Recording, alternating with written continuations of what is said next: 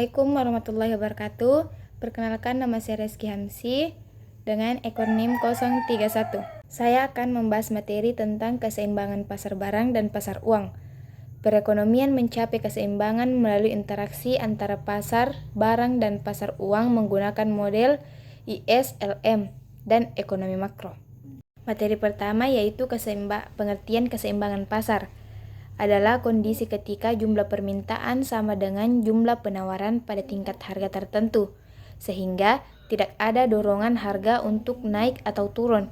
Pada kondisi seimbang, aktivitas ekonomi berjalan stabil karena produsen dan konsumen berada pada posisi yang saling sesuai. Materi kedua yaitu keseimbangan pasar dalam ekonomi makro. Yang pertama, pasar barang atau mengatur produksi dan pengeluaran.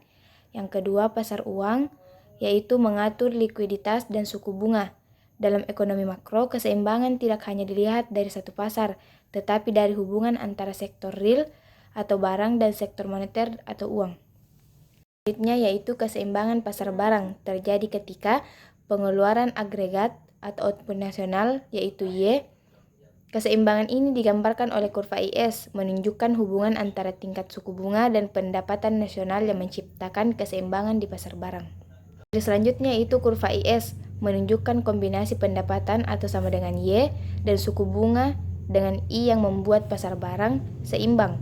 Jika suku bunga turun, investasi meningkat sehingga pendapatan nasional naik. Sebaliknya, jika suku bunga naik, investasi menurun dan pendapatan ikut turun. Selanjutnya yaitu pergeseran kurva IS. Yang pertama, bergeser ke kanan yaitu meningkat. Pengeluaran pemerintah naik, kepercayaan konsumen dan investor meningkat, dan ekspor naik atau impor turun. Yang kedua, bergeser ke kiri atau menurun. Pengeluaran pemerintah turun, konsumen pesimis, dan ekspor menurun.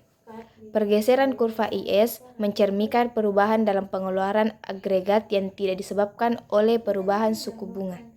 Faktor yang mempengaruhi permintaan uang yang pertama, pendapatan sama dengan Y. Semakin tinggi pendapatan, semakin besar kebutuhan uang. Yang kedua, suku bunga atau I.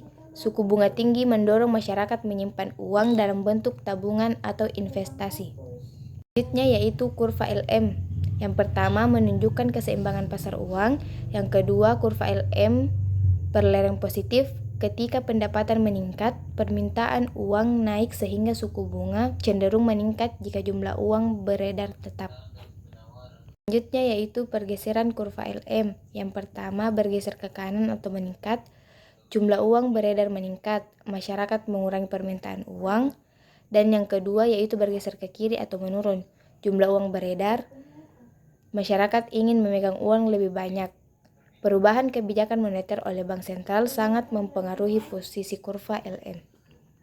Selanjutnya itu keseimbangan umum ISLM. Keseimbangan umum tercapai pada titik perpotongan kurva IS dan kurva LM yang menentukan tingkat pendapatan nasional atau Y, tingkat suku bunga atau I. Pada titik ini, pasar barang dan pasar uang sama-sama berada dalam kondisi seimbang. Baiklah, kesimpulannya yaitu model ISLM menjelaskan interaksi antara pasar barang dan pasar uang dalam menentukan keseimbangan ekonomi secara keseluruhan. Kurva IS menggambarkan keseimbangan di pasar barang, sedangkan kurva LM menggambarkan keseimbangan di pasar uang. Titik perpotongan kedua kurva tersebut menunjukkan tingkat pendapatan dan suku bunga yang stabil dalam jangka pendek, serta menjadi alat penting untuk menganalisis kebijakan fisika dan moneter. Sekian materi dari saya. Wallahu ta'ala sholihin. Wassalamualaikum warahmatullahi wabarakatuh.